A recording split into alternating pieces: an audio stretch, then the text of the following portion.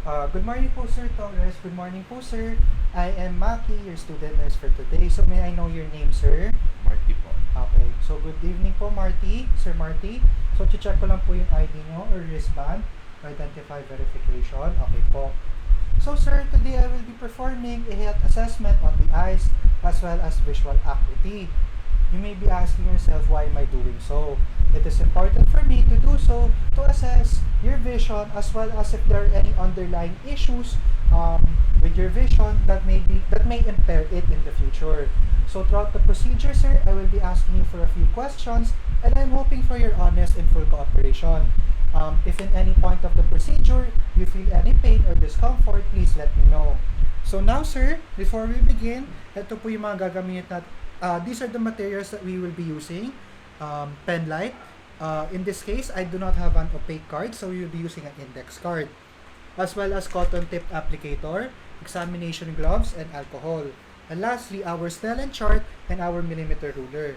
So sir, we will now begin by using alcohol as a substitute to hand washing, as well as applying examination gloves as an infection control procedure. And then afterwards, I will be closing the window to provide client for his privacy.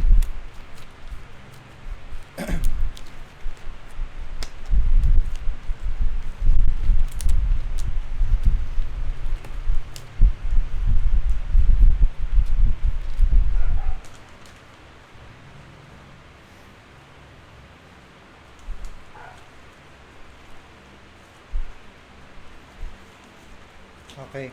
So now, I'll be closing the curtain so we could begin. So, Sir Marty, I would like to ask if you have any history of the following.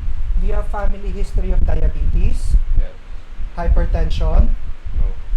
blood dyscrasia? No. Wala naman po. I would also like to ask if you have any eye injuries in the past or surgeries in the eye. No. Wala naman po. Are you using contact lenses or corrective eyewear? Yes. Okay. So, Sir Torres, in this case, it is important to ask the client how he or she cleans his eyeglasses or contact lenses. Ano po yung ginagamit niyo, sir? I use a spray to clean my glasses. Okay po. Right now, sir, are you taking any medications? No. Okay. I would like to ask, sir, kapag when you look far, sir, is it blurred or is kita nyo naman po? It's blurred. It's blurred. When you look close po to an object, is it blurred or could you see it clearly? I can see it clearly. Okay. So, sir, when you look at a distant level, do you see any black spots or white spots? No. Wala naman po. So, right now, sir, are you experiencing any discomfort on the eye? No. Redness? Itchiness? No. Twitching? Swelling? Wala naman po.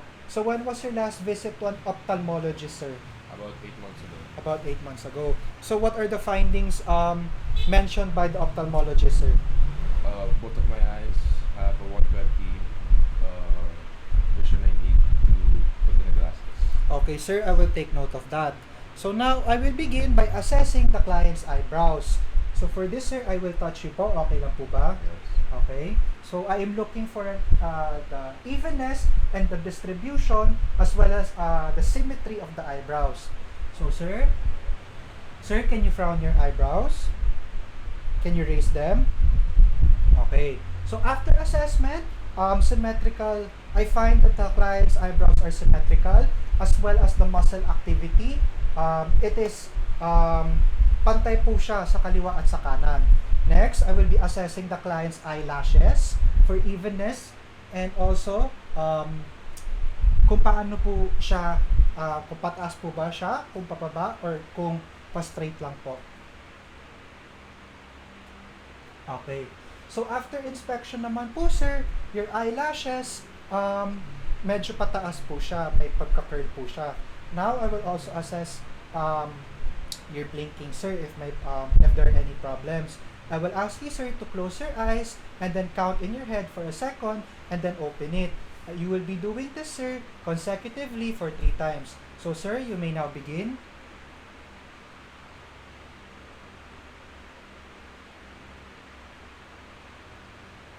Okay. After assessment, sir, symmetrical at saka sabay naman po yung pag-angat ng eyebrows as well as yung pag-blink niya. Next, I will be assessing the bulbar conjunctive as well as the palpebral conjunctiva. So, for the bulbar conjunctive, I will be assessing, sir, I will be touching you.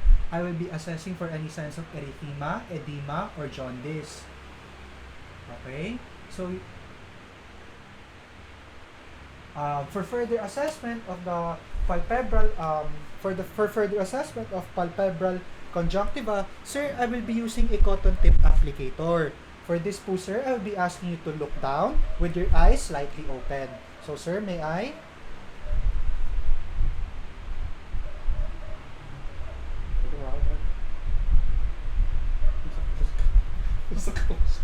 Teka lang. Sakit.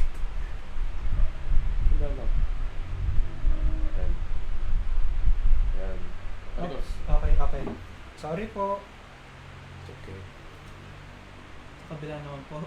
Sakit.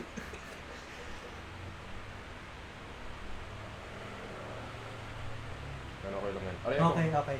So after assessment, sir, your bulbar conjunctiva seems normal. It is pinky, it is reddish, and there are no lesions found. Now, sir, I will be, gusto niyo po ba ng tissue, sir? No, okay. Okay. Okay po. So, sir, I will now be assessing your lacrimal gland, lacrimal sac, and nasolacrimal duct. For this, sir, I will be palpating them po. I am assessing if there are any nodules found, as well as any irregularities.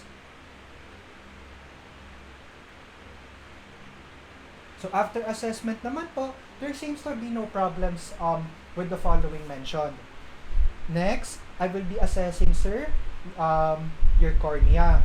So for this, sir, I will be asking you to look straight forward, and I will be using a pen light, and I will be shining it on your eye, sir. I will please do not follow the pen light, sir. So sir, open your eyes, and I will now be shining it.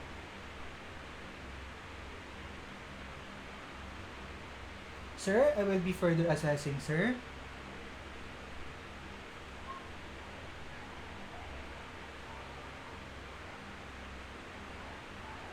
Okay.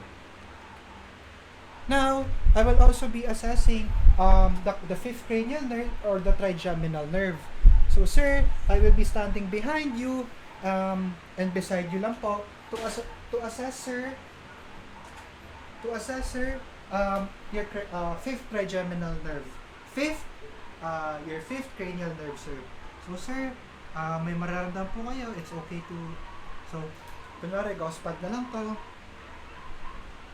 Mayroong pasok na sakit eh. Okay. So, after assessment, the client reacted to the gauze pad being placed at the tip, dito po sa tip po ng mata nyo. Next, sir, I will be assessing your pupils for its color, shape, and symmetry. So, sir, again, I will be lighting the pen light, sir. Okay.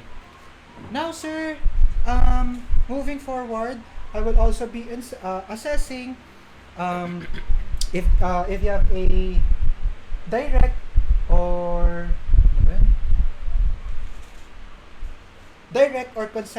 consensual reaction to light. Now for this, sir, I will darken the room. I will turn off the lights. Then following that, sir, I will be asking you to look at the. So sir, wag niyo pong susundan yung pen light. I will be shining a pen light from the side. And then sir, it should be constricting. I'm looking for the constriction here, sir.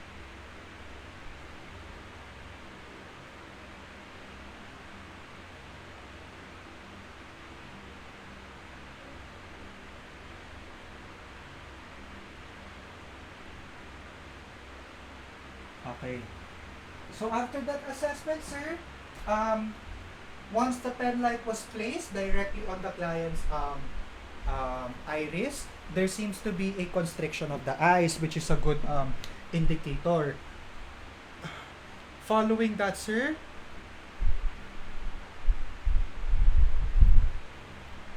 Following that, sir, I will also be assessing the accommodation of your eyes.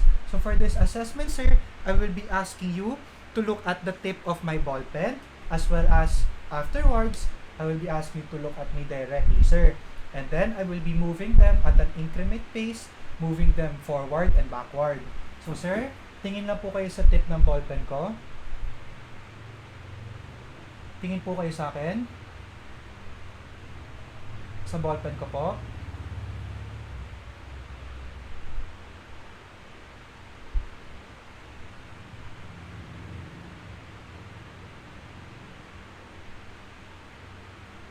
After assessment of the accommodation, nagre-refract po yung mata po ng patient or ng client once kapag nagiging malapit po at saka malayo po yung ball pen, which is also a good indicator.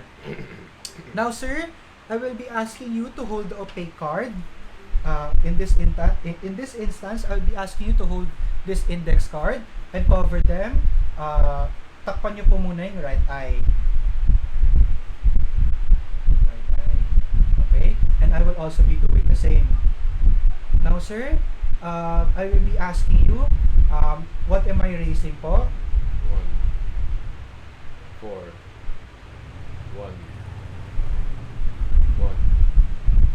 1, 4, 2. Okay. Now, sir, I will be asking you, to my pen, using my pen light, sir. Please say stop when you see it appear on your visual field. Okay po, sir? Stop. Stop. Stop. Stop. Stop. Stop. Okay. Now, sir, we will be doing the same for the other eye. Okay. So, sir, please tell me kung ano po yung nakikita nyo. 4, 5, 4, 1, 2, 2, 3, 3. Okay. Now, sir, with the pen light po, tell me if it appears in your visual field. Stop. Stop. Stop. Stop. Stop. Stop. Okay. Now, sir, thank you po. Might I add, sir, I will also be assessing the anterior chamber of your eye. So, sir, I will not place it directly, but at an oblique angle.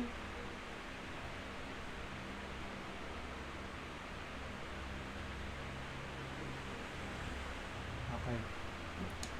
Now, sir, we are towards the end. I will now be assessing your extraocular muscle activity.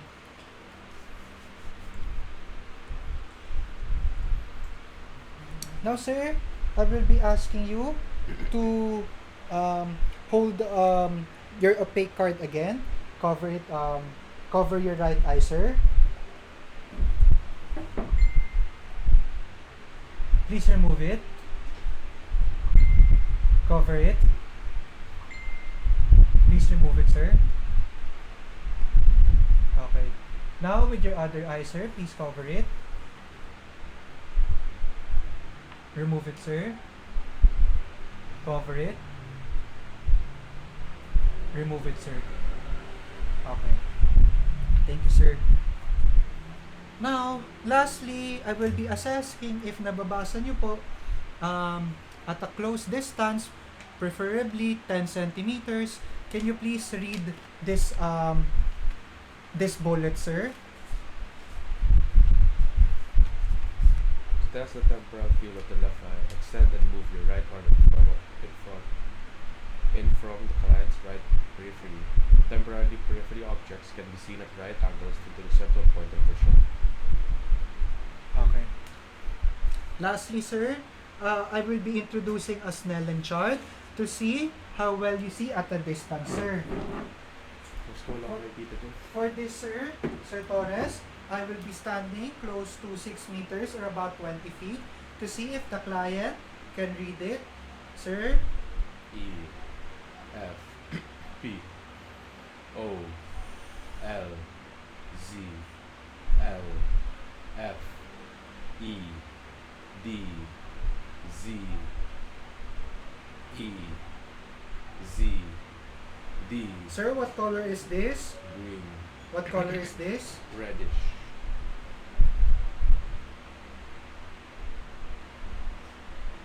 F D O O D X L T F Okay. So thank you po, sir. Afterwards, I will be documenting my findings. Thank you, Sir Torres.